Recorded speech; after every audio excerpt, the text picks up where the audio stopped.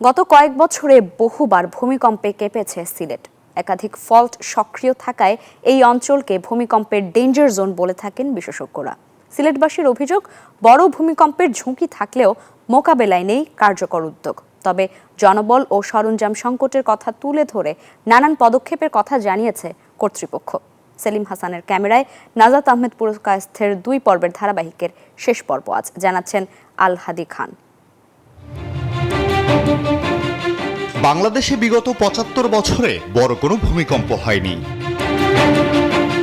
তবে আবহাওয়া অধিদপ্তরের তথ্য অনুযায়ী গত কয়েক বছরে সংগঠিত ভূমিকম্পের অন্তত ২০টির উৎপত্তি স্থল ছিল দেশের অভ্যন্তরে, যার মধ্যে ১১টি হয়েছে সিলেট অঞ্চলে। বাকি ৭টি ছিল সীমান্ত এলাকা সহ আশেপাশের দেশগুলোতে। বিশেষজ্ঞরা জানান, বারবার ভূমিকম্প হওয়ার অর্থ এখানকার চুক্তির লাইনগুলো সক্রিয় আছে। বারবার ভূমিকম্প বড় কিছুর আভাস দিলেও টনক নড়ছে না সংশ্লিষ্টদের। সিলেটবাসীর অভিযোগ, দৃশ্যমান কোনো পদক্ষেপ নিচ্ছে না কর্তৃপক্ষ। সিলেটের বেশিরভাগ পাড়া মহল্লার রাস্তাগুলো সরু। বড় কোনো অঘটন ঘটলে সেখানে উদ্ধার কাজে বেশ বেগ পেতে হবে বলে ধারণা তাদের। সিলেটের পাড়া অলিগলি যেভাবে সাজানো হচ্ছে, আসলে ভূমিকম্প হলে তার থেকে আমরা রেহাই পাওয়ার কোনো সুযোগ নেই। সরু রাস্তাগুলো এখানে যখন একটা ভবন যদি কখনো ভেঙে পড়ে, তখন সেক্ষেত্রে উদ্ধার তৎপর চালানোর ক্ষেত্রে ফায়ার সার্ভিসের যে গাড়ি যাতায়াতের এটি আসলে সমস্যা হতে পারে। এই সিলেটের যে ইনফ্রাস্ট্রাকচারগুলো আছে, বিল্ডিংগুলো আছে, এইগুলো আসলে কতটা ভূমিকম্প সহনশীল বা কতটা নিতে পারবে, এই বিষয়গুলো অনেক বড় একটা প্রশ্ন। বিশেষজ্ঞরা বলছেন, ভূমিকম্পে ক্ষয়ক্ষতি কমাতে দরকার পরিকল্পিত নগরায়ন। এছাড়া ভবন তৈরির সময় ভূমিকম্প সহনশীল ভবন নির্মাণের পরামর্শ তাদের।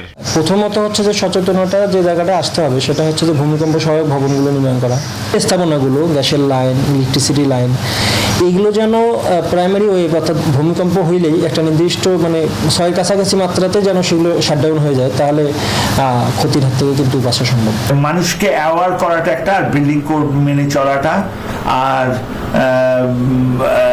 একটা জিনিস মনে রাখতে হবে যে আমি সবসময় যেন ভীত সন্ত্রস্ত না থাকি যে ভূমিকম্প হবেই বড়। আমাদের প্রস্তুতি নেওয়া আছে বিষয়, আমাদের মোটামুটি আমাদের যা আছে আমরা চেষ্টা করবো আর কি, এর ভিতরে না হলে আমাদের পাশে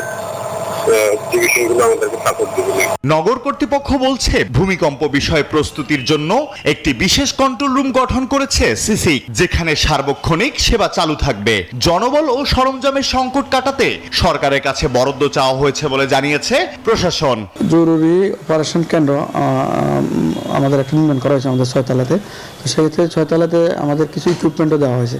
এখন যখন ভূমিকম্প হওয়ার পরে যখন আসলে আমাদের ইলেকট্রিক্যাল বা বিশেষ করে মোবাইল ফোন যখন থাকবে না, কার্যকরী করবে না, তখন আমাদের এখানে কিছু ওয়্যারলেস সেটও দেওয়া হয়েছে। এর মাধ্যমে নেটওয়ার্ক যোগাযোগ রক্ষা করে আমাদের যাতে কার্যক্রমটা স্বাভাবিক করা যায়, সেই ব্যবস্থাটা দেওয়া আছে আর কি।